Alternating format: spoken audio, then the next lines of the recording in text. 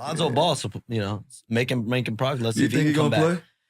I think Lonzo Ball is very much hoping and aiming to come back next season. I hope he plays. I pray he does, man. That's one of the few guys, like, we love, like, he's one of the areas that we saw, like, LaMelo, like, Lonzo was always cold. He went through some scrutiny with the Lakers, you know how that goes, but he's one of the people, like, we want to see Lonzo hoop because he played the right way and he's cool. Well, I'll say some news on. I mean, he's back on the court. He's that's what's up, man. Not to it takes a while to really ramp up, but he's doing some spot shooting, a little bit of light jogging, light walking, light running. But that's not stuff that he was cleared to do, ready to do on his last couple. He would start and stop.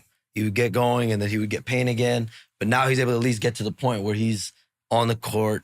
You're doing a little bit of jogging, a little bit of moving around. And he wasn't there a year ago. He couldn't physically. So now he's back to that point. He was going to take off like Brandon Ingram, I think, if he didn't have those injuries. Yeah. What about, like, Chicago, speaking of the Bulls? What do you think they do with DeMar? You think they're going to extend him? Man, I think they've discussed an extension. And I think now the thing with the Bulls is being competitive is important to that organization, to that franchise. And you have to say, since they went all in with Kobe White, since Zach LaVine's been hurt, I mean, I think they're 6-7 games over 500. Like, they've played better. And the thing, last season, some of these games they weren't even in. They were getting blown out. Now they're competing on a night-to-night basis. And you have to give DeMar a lot of credit for that, Vucevic a lot of credit for that. And Kobe White, I mean, I don't know, who's your guys' most improved player? Definitely. Kobe White? Kobe White, definitely. Kobe White, that's not a bad call. I'm happy. Bro, he's averaging, 20 points a game? He went from, 12 to 20.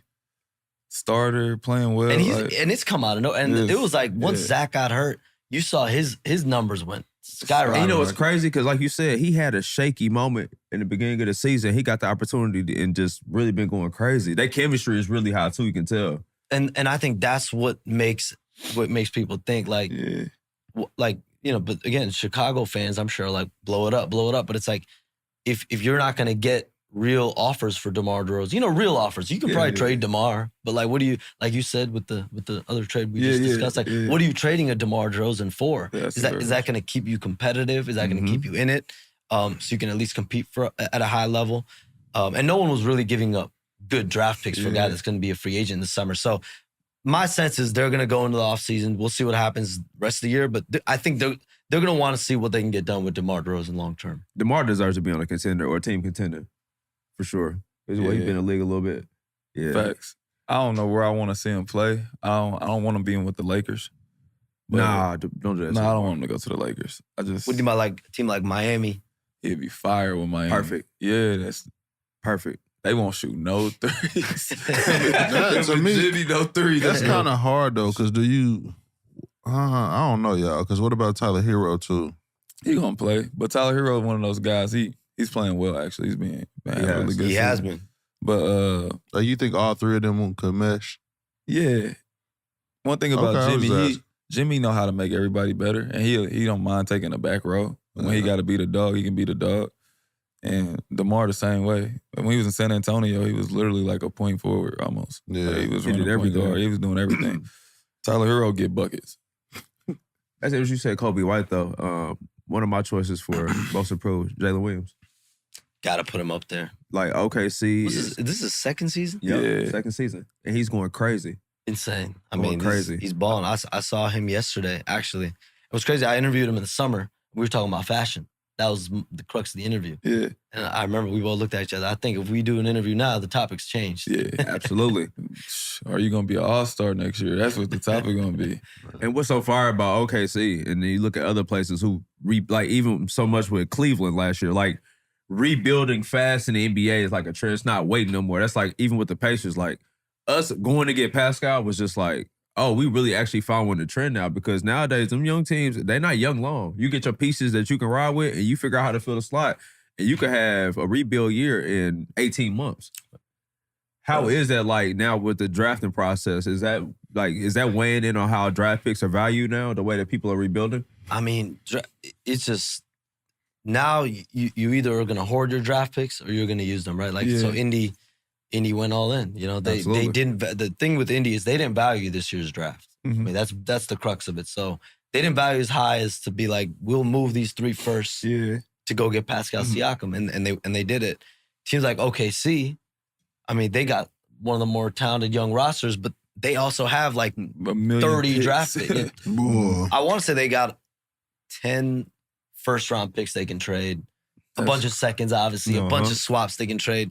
And that's why they made a trade with Dallas on deadline day that went overlooked. They gave up one of their 2024 first round. I think they had a couple. One of their 2024 first round picks to Dallas for a future pick swap. They didn't even get a future first. They get pick swap, unprotected pick swap. So that's Sam Presti being like, listen, we got enough young players here.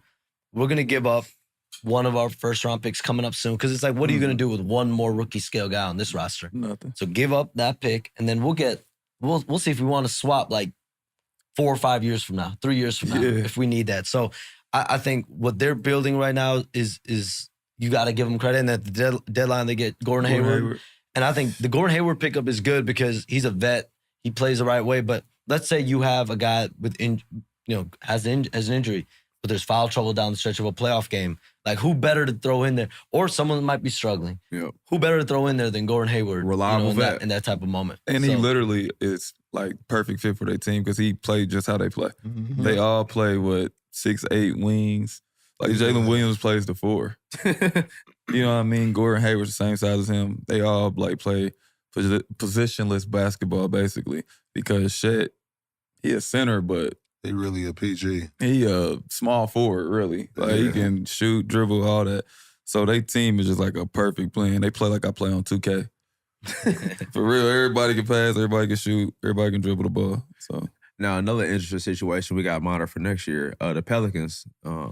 I can't believe it, but they're really thinking that they have to choose between Brandon Ingram and Zion next year. You think? I think so. Why can't you pay them both? You can afford it. Do they? But they're the Pelicans. Do you think they because Zion, right, his contract can be voided now, right? They're not gonna void. I mean, not obviously not. That'll be crime. I mean, he's played. He's played. But I was just saying, like, they got him off the internet. That's all that was. They was trying to scare him off the internet. Yeah, he got off the internet, everything cool again. Oh, yes.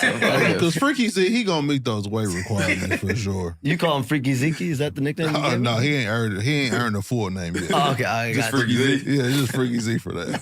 Freaky Zion. He get a real nickname later. Big Yay boys.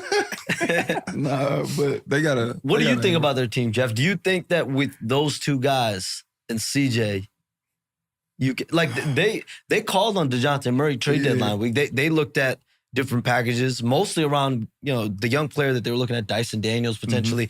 Atlanta wanted Herb Jones, and that was a sticking point. Jones, man. And New Orleans didn't want to move Herb Jones from what I was told. He's a valuable piece though. And so he cold. And that's it's such a fine line because New Orleans is like, listen, if we can bring in DeJounte Murray while keeping our core, of course we want to do that. Beautiful. But the moment you have to give up a member of your core, it's like, is it worth it? Mm-hmm. Does it really make us better? Does it push over the top? Would you have given up Herb Jones for DeJounte Murray? Yeah, I think because DeJounte's still young and he a two-way player. He plays hard, but it gives him another ball handler because I know CJ he can play point, but he's not a natural point guard. DeJounte. He's the two-way combo guard, but I just give him another ball handler. Herb Jones is a defender, shooter. He's a defender first. Yeah. He's going to be a piece that really helps our team. I think you can get another one of him. Like another Herb? Yeah, I think you can. I think you can find another lone defender. I mean, Miami do it every year. They find somebody. Miami's they're scouting. You got to give their scouting department a lot of credit. So I think you can find a guy like him. Not saying he's not a valuable player. He definitely is. The reason that my Hawks want him, but you can find another guy like him. Hey, don't do that, bro. We rebuilding. No, I had to. They about to trade Trae Young though. Oh, we got a club 520 prediction. Nah, I made that up. But the real Shams. he probably want to go though. I'm sure he wants to go to San Antonio. Ooh, that's. Nah, bro. Why wouldn't he? I can see LA with Wemby. To play with Wemby is cool. Him and Wemby will be. That'd be ridiculous. But going to live from Atlanta to San Antonio is crazy. He's from Oklahoma. Touche. You didn't play for Quinn, did you? Yeah, I played with Quinn his first year in Atlanta. And then in Atlanta. Yeah. Do you think Quinn wants to rebuild? Nah, Quinn like to win.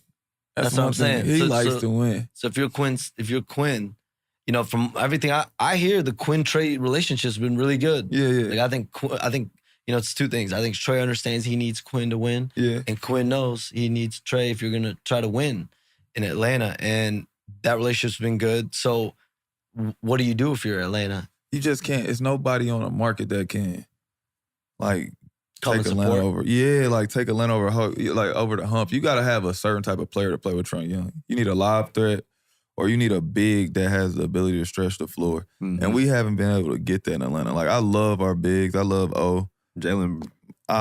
Everybody's cool. Like, it's just not a great fit right now, though. Like, D Hunt really doesn't play anymore. Dre, like, he need to play. I'm not gonna say he need to play more, but he don't play as much as he used to. So I'm sure he's a trade piece, but his contract is pretty steep. DeJounte and Trae, they're both great guards, but I don't know if they fit together. Yeah. I don't know if that's Trae needs the ball. Like he's Luka. He's James Harden. He needs the ball. So you got to put guys around him who can make shots, shot up, create their own shot here and there, but Trae gonna create it for him. And DeJounte, a guy, he's still getting 20 points a game, but he's a guy that I do this too. I don't think it's a great fit.